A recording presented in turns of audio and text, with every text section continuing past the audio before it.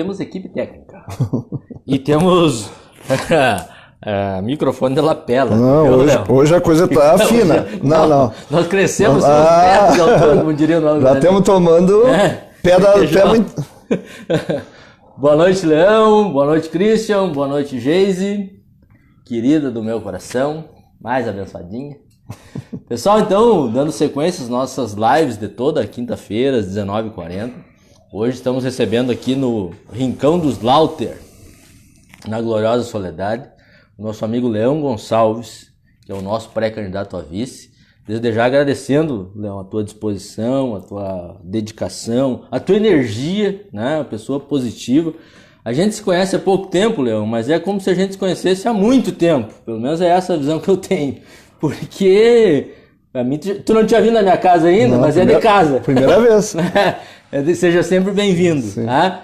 Porque a gente comunga de uma série de coisas, de como ver a vida. Temos amigos em comum, né? Eu me lembro que quando te conheci, o Ricardo Pacheco lá de Passo Fundo me mandou um áudio. Diz, esse cara é bom, cara. Esse cara aí, tu tá bem acompanhado, né? E nem tinha ainda a possibilidade, de ser vice e tal. É só uma referência da amizade mesmo, né? E de companheirismo e tal. Então, hoje a gente fez a apresentação da nossa pré-candidatura, hoje pela manhã. Quem não viu a live pode acessar, depois de ver essa, pode ver a outra, ou ver outro dia, tá? Mas a gente apresentou, discutimos, a imprensa esteve lá, a gente apresentou um pouco da nossa proposta, um pouco da ideia de por que a gente apresentou essa candidatura.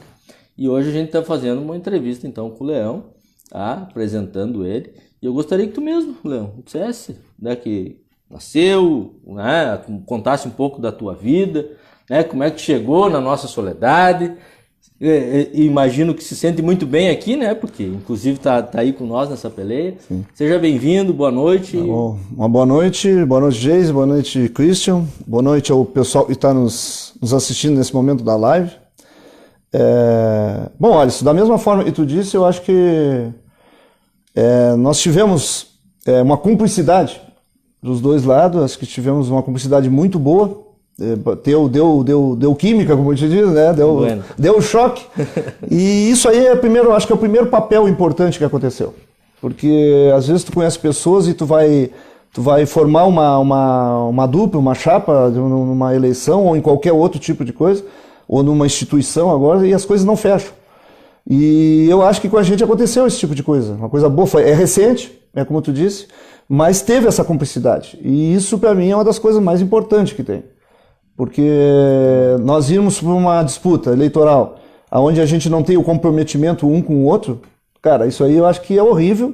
Até nós não vamos passar essa energia positiva para quem? Para os eleitores, para os nossos companheiros de chapa, os vereadores e para a companheirada toda, diretório, executivo, enfim. Eu acho que para mim isso aí é uma coisa importantíssima, é ponto fundamental nessa construção que a gente está fazendo. Bom, em contrapartida, tu quer falar que eu fale um pouco da minha vida, da minha existência. E eu sou da Zona Sul do Rio Grande. Tá? Na verdade, eu sempre digo que sou de Erval, mas eu nasci em Canguçu. Canguçu? Canguçu. Eu estive lá. Em 24/7/1963. Então hoje eu fiz 57 anos agora semana passada. Que tá? Faz uma semana, sexta-feira passada, eu fiz 57 anos. E foram 57 anos, olha, bem vividos, como eu digo, porque foram bem intensos. Sabe? Eu tive uma vida sempre bem intensa. Tive vários problemas de questões familiares, com mãe, com pai, enfim, fui um cara que eu fui abandonado por mãe, aos meus 3 anos por aí eu fui abandonado. Nossa. E o meu pai me criou, mas me criou assim, ele mesmo reconheceu antes de falecer que ele nunca foi família. Mas graças a Deus ele me ensinou uma coisa, ele me passou uma coisa muito importante, não com palavras, mas no seu dia a dia, na prática. Ele era um cara muito íntegro, um caráter muito forte. Eu nunca ouvi, com tudo isso, eu nunca ouvi falar do meu pai. Dizer, o meu pai fez uma sacanagem para alguém, ou passou alguém para trás, tentou passar. Então isso ele passou para mim e para o meu irmão. Então isso é uma coisa importante, uma coisa muito importante. Hoje, graças a Deus, em termos da minha mãe, hoje voltamos a ter um convívio. Porque ela sofreu uma enfermidade muito grande e eu e meu irmão é o que acompanhamos ela. Mesmo com todos os acontecimentos, mas eu acho que nós não podemos levar rancores da vida, Foi o restante da vida. Eu sou um cara e, graças a Deus, Deus me deu duas coisas boas, de eu não ter ódio e nem rancor de ninguém.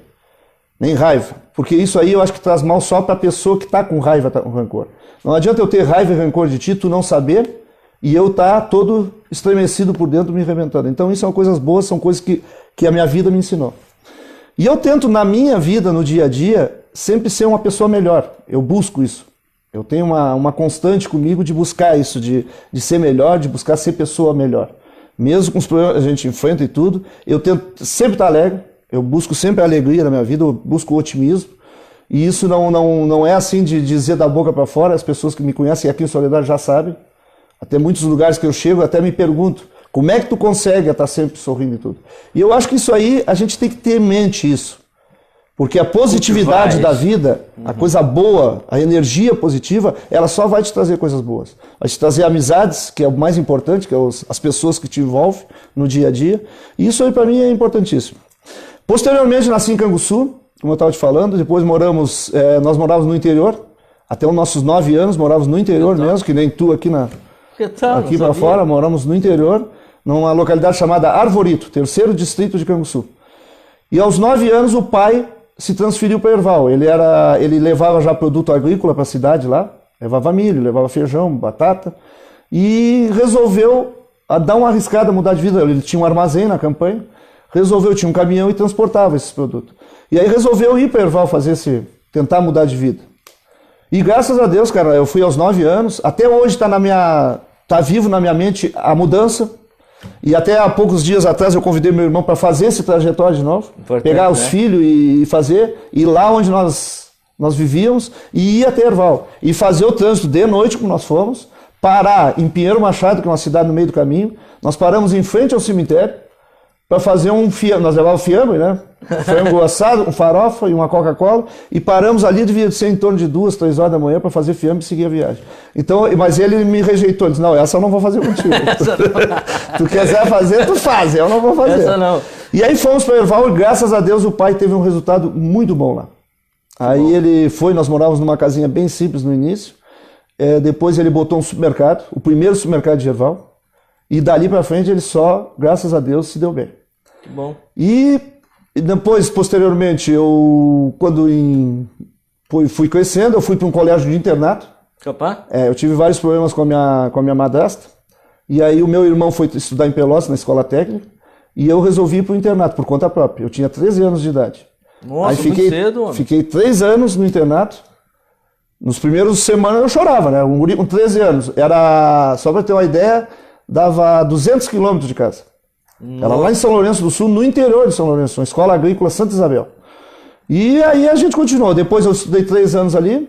Eu ia praticamente 60, 90 dias em casa só. Não tinha como ir, porque era custo alto. Sim, longe. Custo alto. Hoje seria nós longe não tínhamos esses recursos até então, não tínhamos muito recurso. E aí depois, posteriormente, fui estudar em Pelotas. Aí fui para a Escola Técnica Federal, mas não cheguei a me formar lá, porque não foi o que eu queria. Estava tirando edificações, mas não era bem o que eu queria. E aí depois comecei a trabalhar. E trabalhei no BCN, no antigo BCN, Banco de Crédito Nacional. E ali foi que eu comecei. E posteriormente, acho que uns 2 anos ou 3 anos depois de eu estar trabalhando no banco, a minha namorada, que na época ela engravidou. E aí eu não tinha condições de manter uma família em Pelotas, do que eu ganhava. E aí o meu pai me convidou para mim voltar para Erval e trabalhar com ele no supermercado. Aí eu fui lá, fizemos, e aí veio essa história. Isso foi em 84 que eu me casei. E em 85 veio a história da primeira eleição que eu participei, como vice-prefeito, na época o MDB, o antigo MDB, do seu Ulisses Guimarães, Resistência do Tancredo Neves. E foi bem naquela época que aconteceu que a ditadura estava finalizando, e nós estávamos retomando a democracia. E aí o MDB teve um papel muito importante nesse momento. Sim. Realmente teve um papel muito importante. E um guri, era o pai o candidato até. Quem era o candidato era o pai, mas o pai não quis, e aí os caras botaram a mim. Eu não tinha noção nenhuma de política, vou ser bem sincero, não tinha. Fui um cara assim, mas entrei, a juventude me apoiou, nós fizemos assim, nós disputávamos contra a eleição, contra os maiores poderes que tinha dentro de Erval, que na época era o PDS e o PDT. O velho trabalhismo, que era muito forte. Lá na minha região o trabalhismo é muito forte. O PDT lá tem uma força muito grande. E ali, a partir dali, construímos, fizemos uma campanha bonita, uma campanha desorganizada, mas bonita, feliz, entendeu? E construímos e a coisa foi. Depois, posteriormente, eu fiquei em Erval trabalhando, aí montei o meu próprio negócio, fui indo. E aí depois eu continuei no supermercado do meu pai. Aí quando foi em 91 veio a minha questão da minha separação. As minhas filhas tinham 5, 6 anos, mas não tínhamos mais condições de estarmos juntos, eu e a minha esposa, a mãe das meninas. E aí posteriormente fui sair de Erval, fui morar em Arroio Grande, um ano depois. Que é uma cidade... É perto, né? 50 quilômetros. E ali foi que eu fiz a grande burrada da minha vida. Eu tive uma paixão muito grande. Opa! e dessa paixão, o que aconteceu? Eu me enlouqueci. Vos entendo. Isso aí é uma coisa que acontece com os homens. Intensamente. De um tempo em tempo acontece isso. Essas paixões loucas, assim. E aí eu inventei de botar um supermercado para mim que eu não tinha condições de botar. Não tinha. Deu um passo maior que a perna.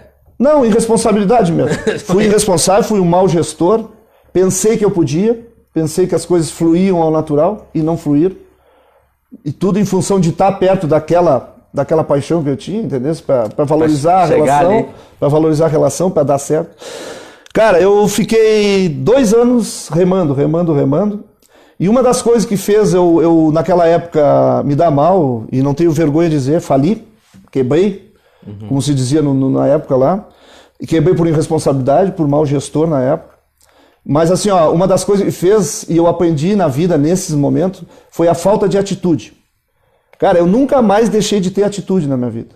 Eu tinha no início um caminhão 0 bala que eu poderia vender e satisfazer as minhas necessidades financeiras. E eu fui levando, onde eu vi, nem o caminhão pagava. Não chegava mais. Mas graças a Deus, no final eu paguei tudo, não fiquei devendo nada para ninguém, paguei todos os meus colaboradores, dei baixa em tudo, paguei os meus credores todos, e eu fiquei sem nada.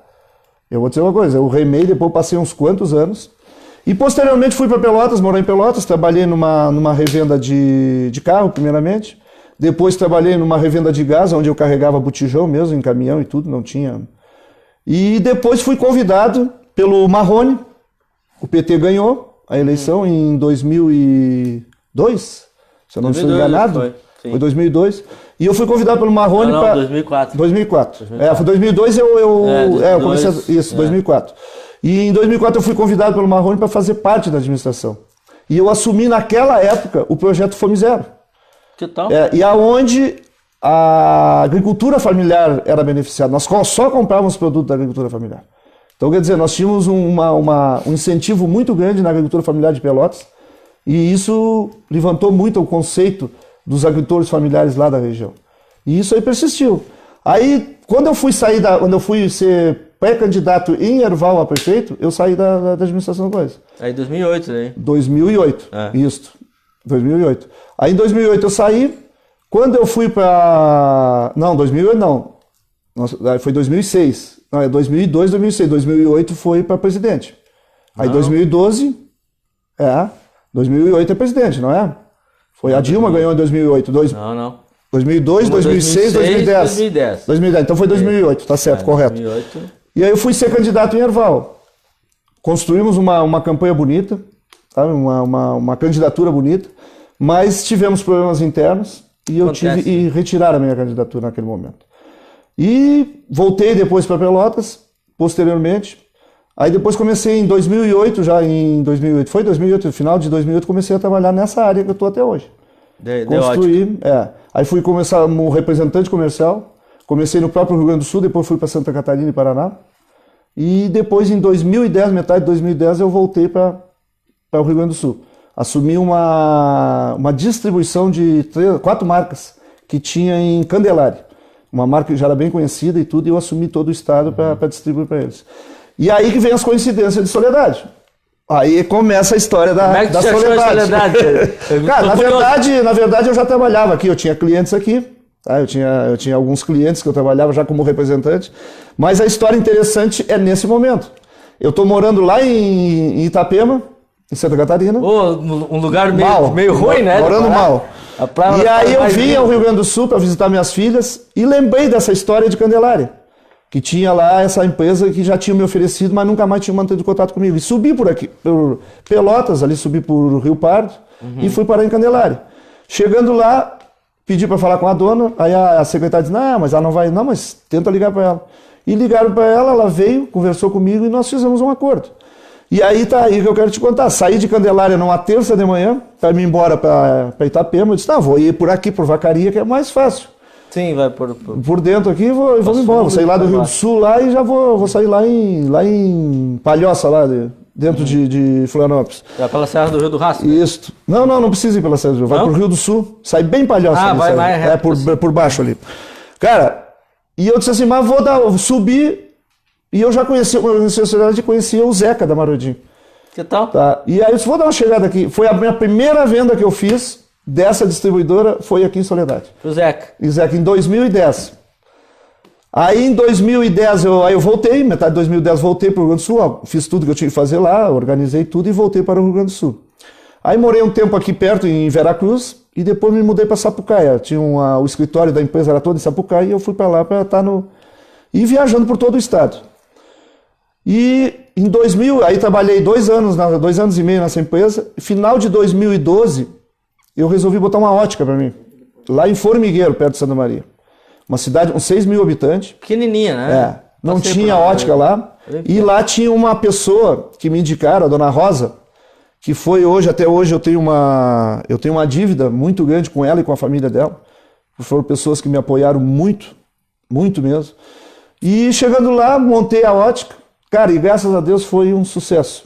Que bom. 1º de dezembro de 2012.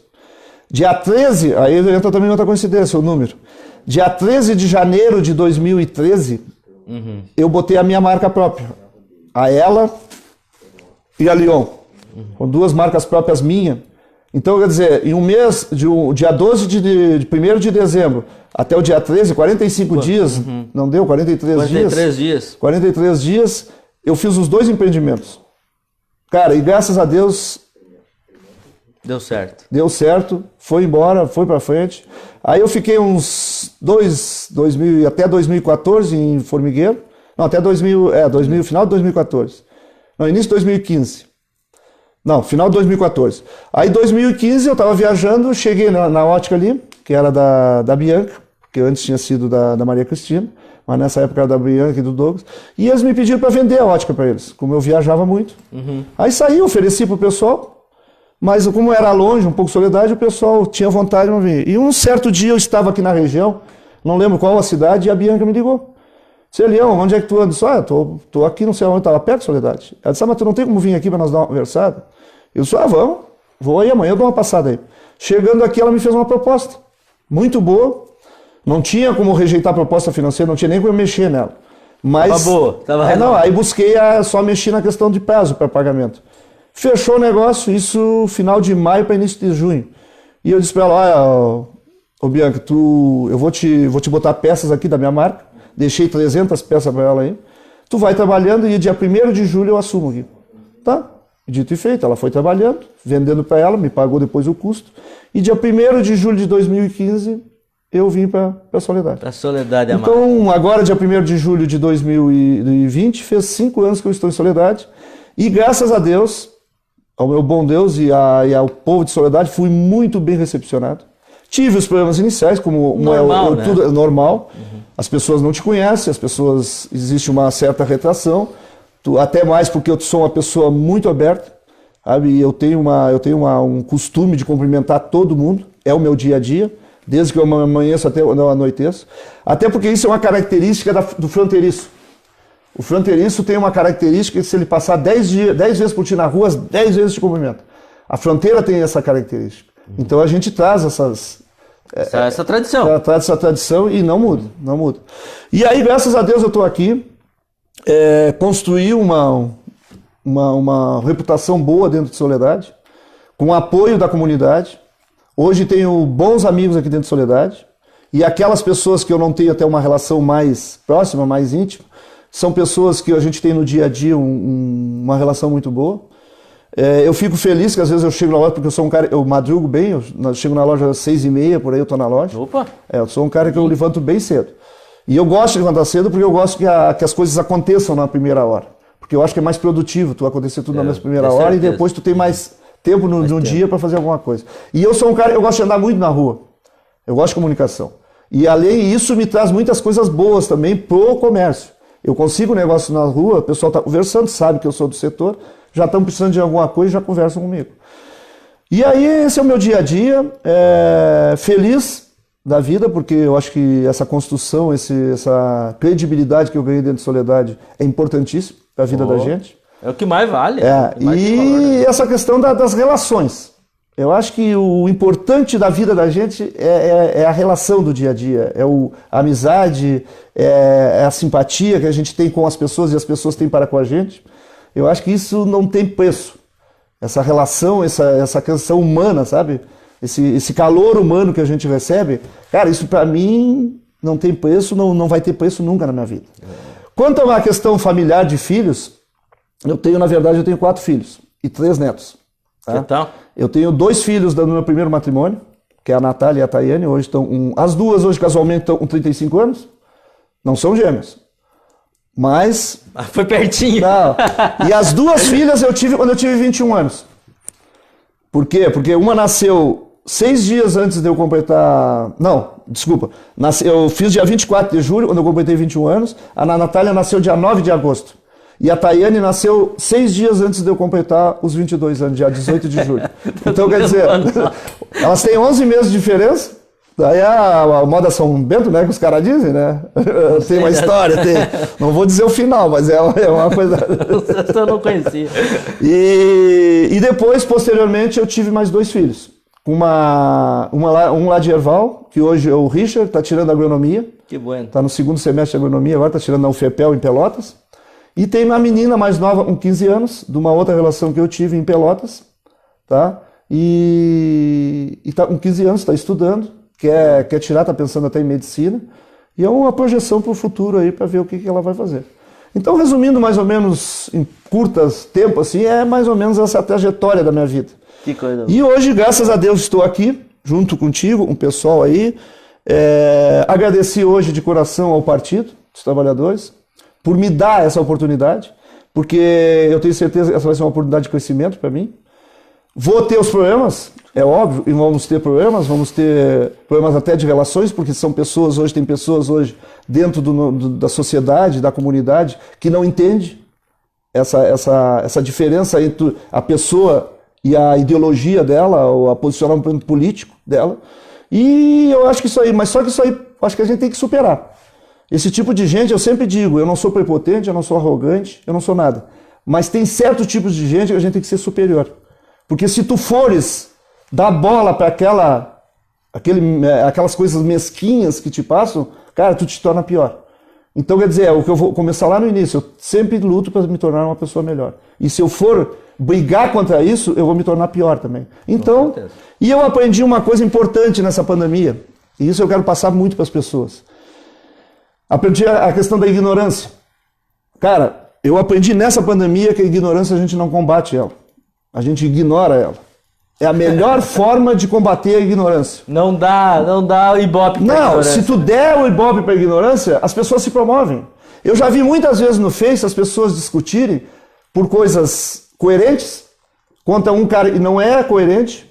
E aqui eu não estou dizendo lado. E que às vezes era um desconhecido, alguém que não tem nem respaldo de amigos. E eu não estou dando lado a isso. Ali é um tigre na internet. Cara, eu não estou dando lado a isso, qualquer lado.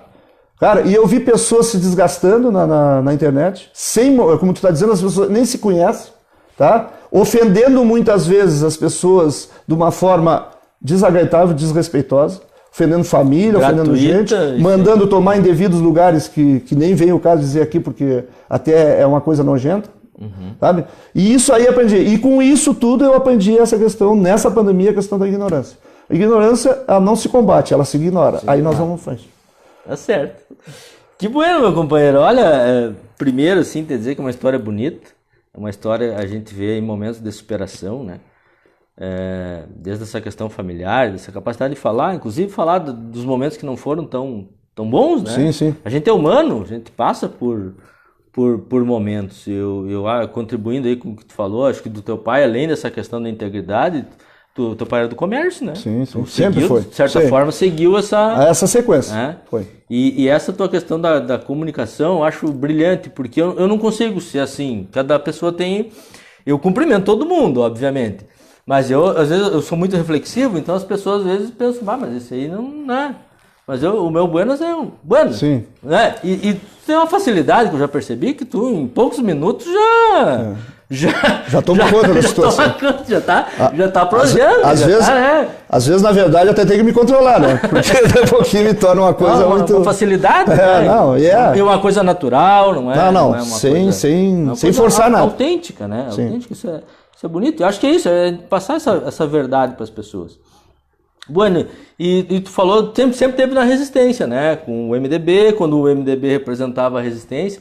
Aliás, há uma tese que fala do MDB que é o seguinte: quando o Sarney veio da Arena para o MDB para ser vice-presidente, acabou-se a resistência no MDB. Né? É uma tese interessante. E na morte do Tancredo, porque se ele sai da Arena, que era da ditadura, que era o canal contra a da resistência, nós fazíamos resistência à Arena. A Arena. Bueno. E aí ainda dá essa questão da morte do Tancredo, que foi um trauma do Brasil, né? Trauma... uma coisa realmente muito triste, porque o Tancredo era um democrata. Sim. Era uma figura que fazia o leva e traz, fazia um ângulo entre a direita e a esquerda, mas que precisa, às vezes, com honestidade, né? Com seriedade. Com seriedade. Não gente que faz isso para se promover ou para ganhar cargo aqui, não.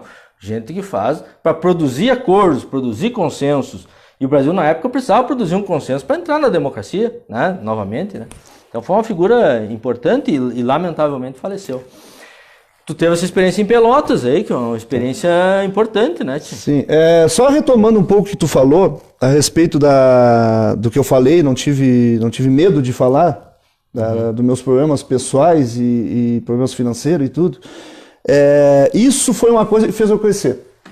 Esse crescimento que eu tenho, essa vontade, eu nunca deixei de falar a verdade. Eu nunca me neguei a assumir os meus erros. Então, isso é importante para qualquer pessoa. Com certeza. Tu não deixar de assumir. Se tu te deu mal financeiro, não tenta achar culpado nenhum.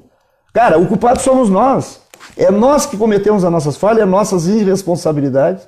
Então, nós temos que assumir. O primeiro papel para te sair de um problema é tu assumir o problema. Fazer o diagnóstico correto, né? Correto. Mas o prognóstico mas não achar terceiros para botar a culpa. Geizinha. Muito boa noite ao Alisson e ao Leão. Boa noite. Parabéns pela iniciativa de se lançarem como pré-candidatos. Ricardo Tomazini. Grande Ricardo. Meu amigo lá do bairro das Fontes, Leão. É um grande... Né? Que tal nós emancipar o bairro das Fontes? Não dá, né? Não. Mas olha que tem um conjunto mora todo. No coração, né? O bairro das Fontes. Temos a participação também do Marcelo Antunes, lá de Pelotas. Esse é o amigo. Amigo do Leão, provavelmente. Não, muito amigo. Ele tá morando em Santa Cruz. Isso aí. Trabalha no Bradesco em Venâncio Soares. Que orgulho, meu amigo. Nada como ser transparente e reconhecer os erros do passado, sem tapar o sol com a peneira. Grandes homens são assim. Isso aí, verdade. Aí, Marcelo. Assina embaixo. Grande abraço, meu querido. Sabe que tu mora no coração, meu querido. Toninho Veleda. Outro grande amigo. Satisfação de ser apoiador de primeira hora desse grande parceiro, Leão Gonçalves, que só não chegou a prefeito de Erval em 2004 por conta do fogo amigo. Agora vai. Bom, aquilo que nós falamos anteriormente. O Toninho é um cara que eu já falei. Já falou várias vezes. Já passei uma live. Um abraço, Toninho. Umas duas lives dele. No Facebook de hoje. Marcelo, obrigado pelo teu carinho. Tu sabe que nós temos uma trajetória bonita também.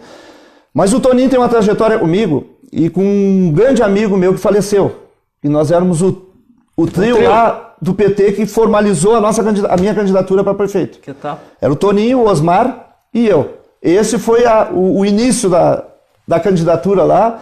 E nós alimentamos, ninguém acreditava em nós, nem o partido acreditava em nós. E nós mostramos força e nós íamos ganhar a eleição. Se nós não tivéssemos acontecido os detalhes internos que houve na candidatura, no partido, nós íamos ganhar a eleição. Tanto que nós íamos ganhar a eleição que a candidatura que ganhou depois se preocupou e foi eles que armaram contra nós. Eles armaram, claro, semearam uma desavença. Com um conjunto de alguns que faziam parte da nossa candidatura, sabe? Mas foram eles que semearam, como tu disse, a discórdia e tudo, e organizaram. E, na verdade, essa discórdia ela não era para estourar quando estourou. Há 5 dias. Naquela época começava a campanha dia 6 de julho. Era mais cedo. E nós descobrimos dia 6, começou na quinta-feira, na quinta de noite eu descobri. E no domingo eu detalhei tudo o que tinha acontecido, e na segunda-feira nós reunimos o partido e eu entreguei retirei o meu nome e entreguei a candidatura ao partido de novo. Então o Toninho, eu vou dizer uma coisa, eu tenho uma questão moral com ele. Hoje ele é candidato, é uma pena até porque ele teve que sair do PT. Que pena. Sabe? Ele deu uns problemas internos também bem fortes, mas ele é candidato. E eu sempre digo, e vou falar agora aqui abertamente, esse cara hoje para Herval, no meu ponto de vista, é o melhor candidato que tem para vereador, porque é um cara que apresenta muitas coisas antes. Como a gente reclama, muitas vezes essas pessoas reclamam dos políticos, esse cara faz uma construção anterior. Então é importante. Toninho, um grande abraço, uma boa luta para ti aí, e eu tenho certeza do êxito da tua campanha. Voltando ao nosso assunto ali que tu estava falando, na questão da nossa história política, de 85, lá da retomada da democracia, eu me esqueci de um detalhe importante, que é a questão de quando eu entrei no PT, né? Isso é importante. Sim. Nós temos que falar sobre isso, porque claro. é um pouquinho do ano passado. Porque a política ela tem 2 elementos que estão presentes na nossa vida sempre. As pessoas dizem que não gostam de política, mas fala de política, chega perto da eleição, salta gente com bandeira, gente que discute, então as pessoas gostam, e isso leva para o nosso afetivo, né? Eu vi hoje de manhã que tu falou que foi em 89, daquela campanha sem medo de ser feliz, né? Isso. Sem medo de ser feliz. Eu também, eu era criança, mas aquilo me tocou e me toca até hoje. Mas conta. Não, mas eu acho que aquela música, aquela canção que tinha... E o início daquela música lá é assim... É na minha, é na sua cidade que se começa a ser feliz. Então aquela canção ali, ela traz muita coisa pra gente boa, tá? E assim, e foi ali que começou a minha história. Porque no primeiro turno, eu votei no Freire, né? No Freire. E aí no segundo turno, era o Collor e o Lula.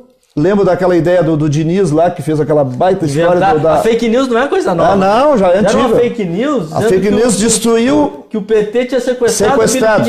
E levaram pra favela. Levaram pra favela, botaram as camisas do Lula nos sequestradores. Fizeram uma armação terrível. Mas eu vou dizer uma coisa, hoje, como também na nossa candidatura ali, que o Toninho agora falou, hoje eu reconheço que até foi uma boa nós não ter ganho a eleição em Herval, e não foi bom o Lula ter ganho em 89 também. Porque ali serviu de aprendizado pro Lula. Então amadurecendo. Amadureceu. E da mesma forma lá em 84, como o Toninho corrigiu agora... Tu não seria um bom prefeito naquela época? Não, prefeito. Prefeito. Eu não seria um bom prefeito. E a gente tem que reconhecer esses momentos aqui. Cristian. Olha alguns comentários aqui, então. Temos uma participação do seu Ailton Magalhães, ex-prefeito. Ex-prefeito de Carazinho. Um abraço, Ailton. Mandou aqui, E aí, amigo, vai ser candidato? Um abraço. Temos a participação da Viviane Lima Jardim, mandou Porto Alegre. Um exemplo de fibra, coragem e honestidade. Bueno. Temos outras participações aqui, a Elisângela Miranda mandou grande abraço aos amigos, saudações e boa sorte nessa caminhada. Obrigado, Elisângela. Temos também a participação da Milene dos Santos Henrich. Quanto orgulho desse careca, na torcida por ti sempre, meu velho. Tá. Beleza. Assim, isso aí envaidece a gente, porque esses comentários aí são pessoas amigas que eu tenho, que me conhecem há muito mais anos, sabe?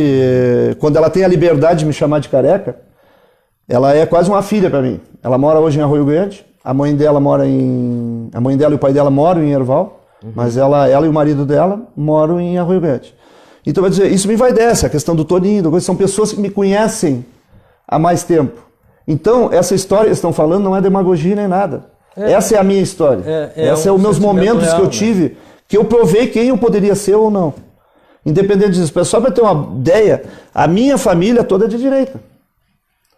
Acho que daqui um pouquinho sou eu, as minhas filhas. Minhas filhas, sim, são puxar à esquerda e brigam. Vão para o confronto mesmo. E eu tenho uma irmã em Pelotas que também tem uma tendência para a esquerda. O restante, meu querido, o restante... não. Me provocam para o debate e eu ignoro muitas vezes, para não haver o confronto, mas aprendi isso. Aprendi. Porque isso também era outra coisa, que eu era, vamos falar a palavra bem certa, eu era muito porra louca. Me diziam A e eu já saía com todo o alfabeto de atrás dando lenha. Hoje não. Hoje eu tenho um controle maior. Não vou dizer que eu estou extremamente... Mas pode haver uns certos descuidos às vezes, mas sou um cara bem menor. É como a gente diz, o humano erra, né? Então nós somos humanos. Nada que é humano pode não ser estranho, né? Não tem. Nós temos que corrigir, como eu disse, esse negócio tem que ser o dia a dia. E tu tem que fazer uma tua terapia mesmo, tu tem que buscar a tua terapia permanente também. Eu sou muito da terapia do espelho, né? Eu converso muito com o espelho, pode me chamar de louco, mas eu converso com o espelho.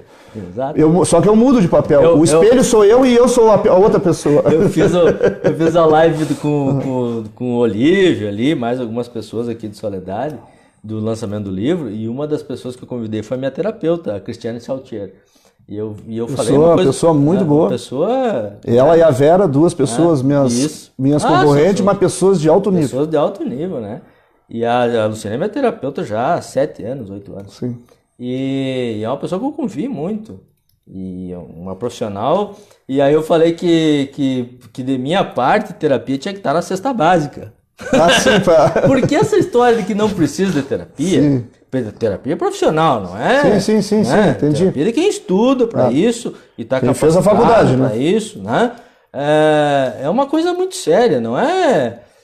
E as pessoas que dizem que não precisam é aquelas que mais precisam, porque não conseguem reconhecer em si mesmo seus limites, né, as suas dificuldades. Eu reconheço, da mesma forma que tu está falando, eu reconheço os meus limites, por isso que eu vou lá, me trato como uma profissional, né? E ela me diz, deixa eu ver, que sim, e cumpre as tarefas. A Luciana dizia assim, olha, tu tem que fazer tal coisa aqui, pá. Alinhar a tua vida. Mas, na verdade, a gente... Tu tem uma semana para fazer. Sim. E na verdade, isso que tu está falando, tem uma grande parcela da sociedade que eles veem o profissional de um pouquinho da mente como tu sendo louco. Então não procuram aquele profissional que é quem vai te... Mas nisso tudo aí eu posso te garantir o seguinte, isso aí a gente tem que ter consciência. Para te procurar um profissional, tu tem que querer melhorar. Sim. Porque se tu procurar o melhor profissional do mundo, mas se tu não quer progredir, se tu não quer crescer, tu não vai evoluir nada. Porque não vai cumprir as tarefas, né? Tem mais alguma coisa aí, dona Geise? Renata Silveira Arruda. Renata. A Renata é a nossa companheirona. Que dupla, hein? Parabéns. Satisfação ouvir pessoas tão bem esclarecidas. Boas lutas. Muito obrigado, Renata. Renata sempre conosco aí. Isso é mais uma coisa que nos satisfaz, né, Alisson? Hoje mesmo eu recebi várias na rua e recebi pela internet também, pelo Face, pelo WhatsApp. Então, quer dizer, recebi várias manifestações na rua também, pessoas me procuraram. E isso é uma coisa gratificante pra gente. É uma coisa várias pessoas também me falaram de ti. E assim, é uma coisa que mostra, independente das dificuldades que nós vamos enfrentar, mostra que nós estamos num caminho certo. Nós vamos buscar esse caminho certo. E esse caminho certo passa, que é a coisa mais importante para mim que eu vejo na política, é a questão social. Tá? Por que eu tenho uma tendência forte de esquerda, às vezes me pergunto, e eu sou esquerda? Porque eu vejo na esquerda essa questão social, e que eu não vejo na direita. E para mim isso é peça fundamental, independente de outras coisas também que a gente pode debater, mas a questão social é o peça fundamental. Tem problemas à esquerda? Óbvio que tem problemas, como todos os partidos têm, mas a questão social, a que defende com mais ênfase, com mais dinamismo, com mais propriedade, é a esquerda. Então isso me apega muito a defender essas propostas, essa nossa proposta que nós temos aí, nós estamos caminhando. Hoje me questionaram, até vamos adiantando a nossa prosa aqui. Sim. Me questionaram a questão vários me questionaram na nossa live, lá da nossa coisa, e me questionaram, quase todas as perguntas que me fizeram posterior, nas entrevistas, me questionaram a questão do seu empresário. E por estar no PT. Hoje de tarde eu estava me questionando isso aí. E perguntando, cara, por que fazem essa pergunta? Quer dizer, o empresário hoje, ele não pode ser da esquerda. Ele tem que ser da direita para pensar o quê? No capitalismo, como um fim em si mesmo. Na propriedade. Até porque eu vou dizer uma coisa bem clara e bem transparente para todo mundo escutar. Eu sou contra privatizações. Porque eu acho que o Estado tem que administrar as questões públicas para o cidadão. Quer dizer, tu imagina se nós fôssemos nos Estados Unidos hoje no Brasil, que nós não tivéssemos o SUS. Deus o livre. E o SUS, para mim, eu vou dizer uma coisa, eu sou defensor, assim, ó, eu que passei um bom tempo dentro do hospital, com a minha mãe e com meu pai, cara, eu sei como é que funcionam as coisas. Eu sei, eu passei por trabalho e eu vi. E se não fosse o SUS, mesmo com todas as dificuldades, porque o SUS tem um probleminha só. Tem um problema o SUS. É tu entrar para dentro. Posterior que tu entrar, meu querido. Tá dentro do sistema e... Não, ele é melhor que o particular. É melhor. É melhor que o particular. O atendimento é muito mais eficaz do que Depois que tu entra... O problema todo é o entrar. É a porta de entrada, que é a unidade de saúde. Né? Que é o grande problema. Ser bem atendido ali. Que é a ZUPA. Ser bem encaminhado. É a ZUPA, quem é que criou a ZUPA? O PT. O PT, o Lula. Quer dizer, essas ideias que nós temos que vender isso. Até porque as pessoas parecem que esqueceram. Não, tem gente que ali em 2016, Leão, as pessoas começaram com uma ideia que meio que foi jogar a água suja com a criança junto, né? Ah, não tem nada no Brasil, mas já tinha o SUS em 2016 e estava sendo fortalecido cada vez mais. Nós já tínhamos fortalecido a UPAs, o orçamento da saúde aumentou 80% em números reais nos governos do PT, né? Um aumento de leitos e o fortalecimento do SUS em si. E as pessoas diziam que não tinha política pública nenhuma no Brasil. Mas não tinha ProUni em 2016, Jair? Tinha. Mas não tinha o SUS em 2016, Cristiano? Tinha. Né? Não tinha Previdência Social melhor do que é hoje, porque o ano passado esculhambaram com ela. Né? Tinha. Então a gente não pode jogar água suja fora com a criança junto. Né? Tem que salvar e defender. Olha, só para te corrigir uma coisa. Tudo isso estava constituído.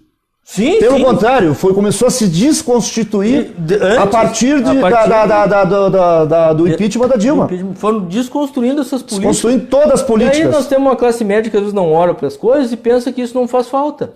O próprio Mandetta defendia a privatização do SUS. E hoje o SUS está mostrando uma resistência no enfrentamento da pandemia que nem eu, que sempre defendi o SUS, não imaginava que ia ser capaz.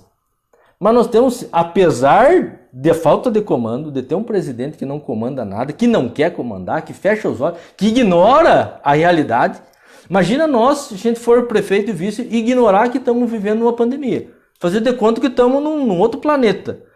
Bom, cara, não existe projeto político que não leve em consideração o fato de que estamos em uma pandemia.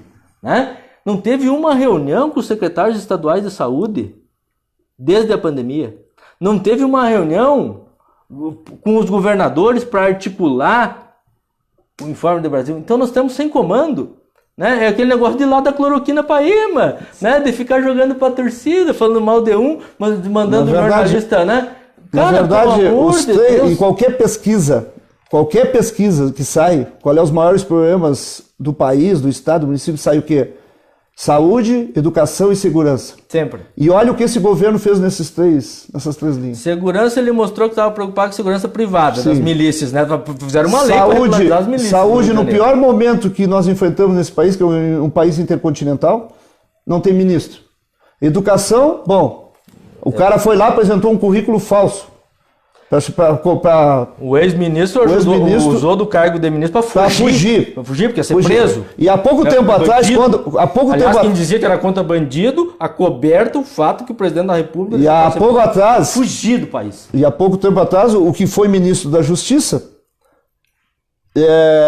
não deixou o Lula assumir um cargo de ministro. Que não tinha nem indiciamento. Não tinha. E ele dizendo que ele ia usar do cargo para se beneficiar. E aí o outro fugiu usando o cargo. E na barba de todo mundo está escrito. Ele disse? Ele chegou lá nos Estados Unidos e fez murisqueta pro povo? Né? Então quer dizer, tipo, é isso. É uma condução totalmente errada. Fala, dona Geise.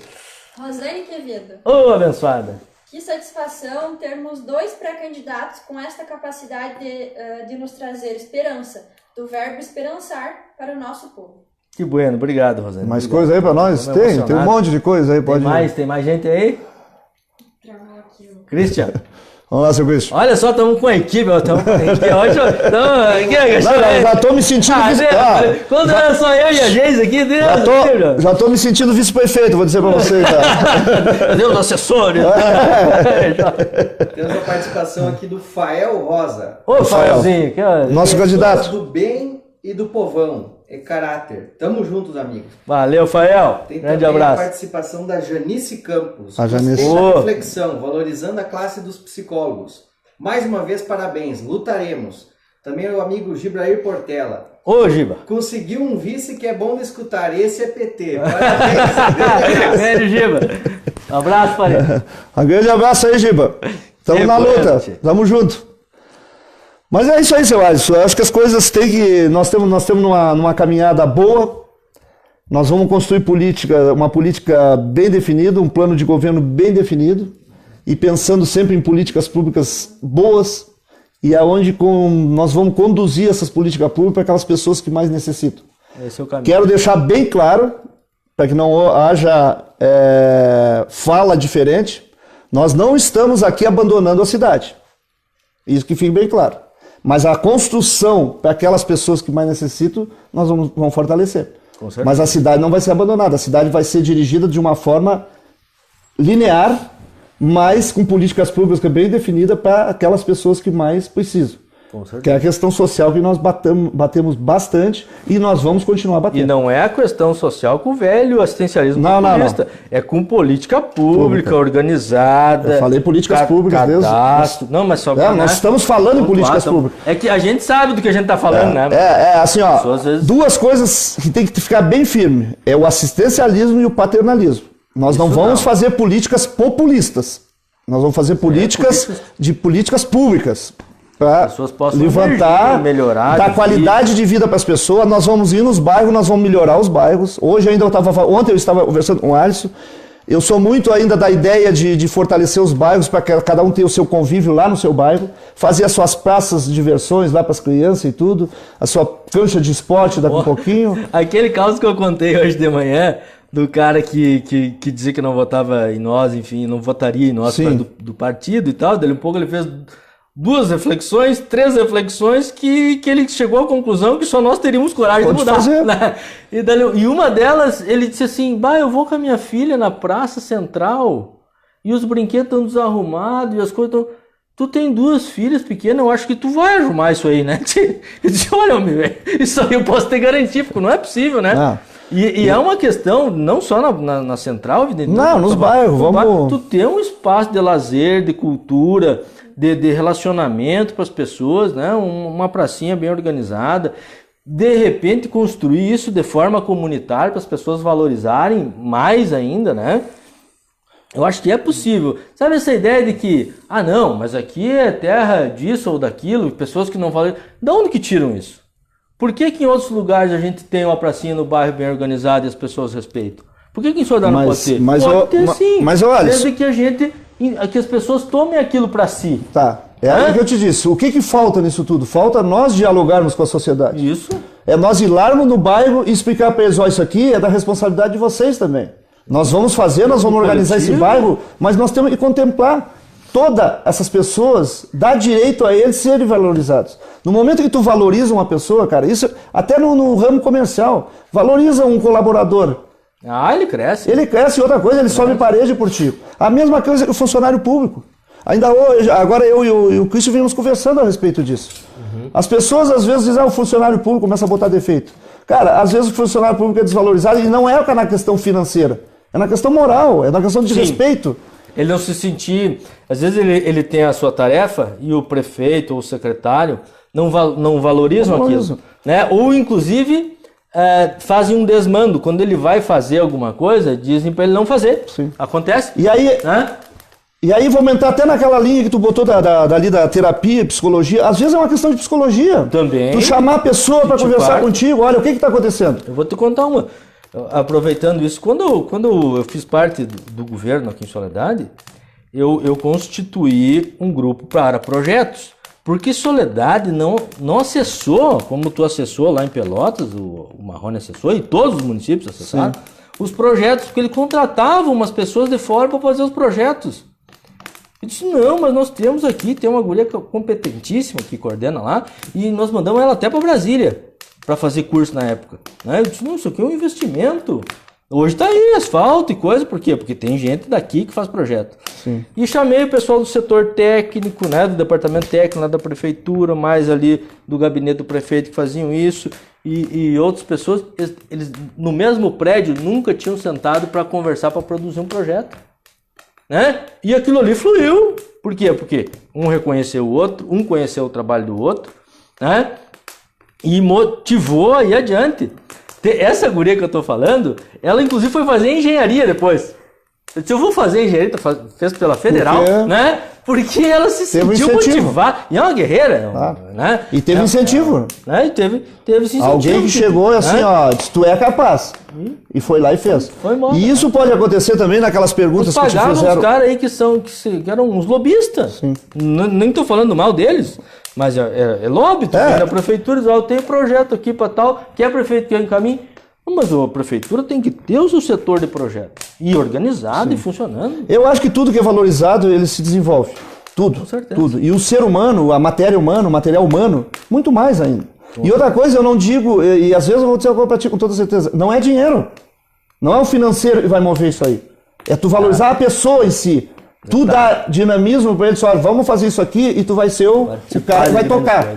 E aí eu vou dizer uma coisa, quando entra nas questões do CC, que hoje te questionaram também, claro que os CCs, eles querem que acabe, o CC não tem essa possibilidade. Até porque nós precisamos de pessoas, porque também, nas políticas públicas, nós vamos precisar de matéria humana. Sim. E já que um pouquinho a gente não pode falar... A gente não pode, às vezes, fazer o concurso público e tudo, então nós temos que ter. Mas também podemos diminuir um pouco o CC na valorização do próprio funcionário público. Trazer ele para nós, dialogarmos com ele. Só, olha, nós precisamos de pessoas assim. Cara, eu tenho certeza que as pessoas fazem. Porque o funcionário público ele é taxado por muita gente de malandro, de vagabundo, mas não é isso aí. Não. Nós temos pessoas muito valiosas, pessoas com poder muito grande de capacidade de crescer dentro do coisa, mas às vezes são mal conduzidas, são mal... E essa ideia de que não trabalham... Na empresa privada, Leão, tu que é empresário, também tem gente que não rende adequadamente. Não é? E essa conta quem paga também é o coletivo. Né? Ou nas empresas privatizadas todo mundo é funcionário muito bom. Então, e tudo funciona perfeitamente? Não. Tanto que o programa da telefonia no Brasil é uma vergonha. Né? É uma vergonha. É muito pior do que quando era público. Né? A questão é que nós precisamos que as pessoas se motivem e trabalhem melhor e façam um trabalho mais eficiente. Tá bem, pessoal? Christian Rocha. Mais uma participação aqui do Diego Ramos. Parabéns. Diego Fedão. Parabéns pelo lançamento da pré-candidatura. Sem dúvidas, amigos, lutar por políticas públicas desde sempre. O problema é a desigualdade social. Isso aí. E precisamos de pessoas que queiram mudar essa nossa realidade. Um forte abraço e boa sorte nessa caminhada de vocês. Também está na audiência aqui o Ney Dutra de Quadro, lá de Erval. assistindo. Mas, que legal. Grande abraço, Ney aí. Grande abraço. Que bueno. Pessoal, Leão, nós vamos indo para o encerramento. Pessoal, que a gente não respondeu hoje, a gente responde depois. A gente, inclusive, está em débito em algumas respostas, porque hoje a gente fez live de manhã. A gente trabalhou à tarde, a gente chegou aqui 20 minutos antes da live para poder... Então, assim, a gente trabalha todo dia, né? Então, às vezes, e a gente quer responder, não é só, né? Um abraço, a gente quer trocar uma ideia. Então, com o tempo, nós vamos respondendo, tá? Muito obrigado pela audiência. Obrigado, Leão. Não sei se tu quer dar um recado final. Não, eu quero dar um recado assim, ó, dizer que nós vamos continuar com isso aí, nós vamos começar a passarmos as nossas ideias. Toda quinta-feira, 19h40, Leão e Alisson, Alisson e Leão. E nós vamos começar, eu acho que isso é importante, esse debate que a gente está fazendo, essa fala, essa proseada que a gente dá aqui, eu e tu. E eu acho que é a coisa mais sensata que nós temos que fazer, porque eu acho que é uma maneira mais simples de explicar o que nós estamos fazendo. Até porque é o seguinte, as pessoas vão ver também com uma grande importância que a gente está afinado. Então só quero encerrar e dizer o seguinte, eu vou voltar a usar a mesma frase que eu usei hoje do Olívio Dutra. Eleitorado de Soledade, pense com carinho na hora do seu voto, porque nós temos uma proposta para você se tornar sujeito de uma sociedade e não ser o objeto como vocês são sempre usados dentro da política. Um grande abraço a todos aí. Protagonismo, tá? Obrigado, pessoal. Muito obrigado. Obrigado, Leão. Um abração. Obrigado, Christian. Obrigado, Geizinha do meu coração.